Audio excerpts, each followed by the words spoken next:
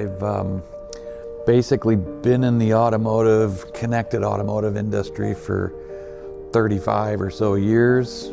And, I've spent an equal part of that at GM, an equal part of that at Ford, and now an equal part of that as an independent consultant. It's helping people connect machines to the cloud and to derive value from that connection. How to use that connection and that data that's coming off that machine to, understand how the product's performing in the field, how we might find issues quicker than normal means, or waiting for the customer to find the issue through a typical warranty process or claim process. We've seen real examples where, companies have been able to avoid, 15 to 20% of their warranty liability by implementing some of that technology. I think as a purveyor or as an expert in one sort of area of the warranty process, I do think it's really important to understand the context and the broader process that, is around that area that I'm focused on. So I think it was really helpful to just get exposed to how the rest of the machine is built that I'm part of, right? And meet some people that are, focused on other areas. I've been to other conferences, and this one seems to have a slightly different and more focused, kind of agenda, and there wasn't as many sales pitches, I guess, as some of the others that I've seen. A little more intimate too, I like the size, a couple hundred people, as opposed to, 600-700, where, it's just overwhelming.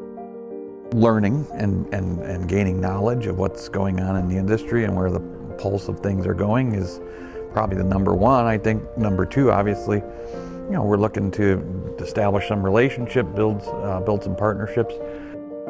We've kind of developed a framework for helping companies understand the maturity of where they're at in leveraging, the data that's generated by this system. I won't get into all four pillars, but I would say that two of them relate to the data. Three of them, the third one relates to, the application and the machine learning and the algorithms that you're applying to the data. The fourth pillar is really the organization. And I would say that typically the biggest challenge and the hardest nut to crack is always those organizational cultural issues. People have been doing things the way they've been doing things for years. They like the data sets that they're dealing with. They don't want to change.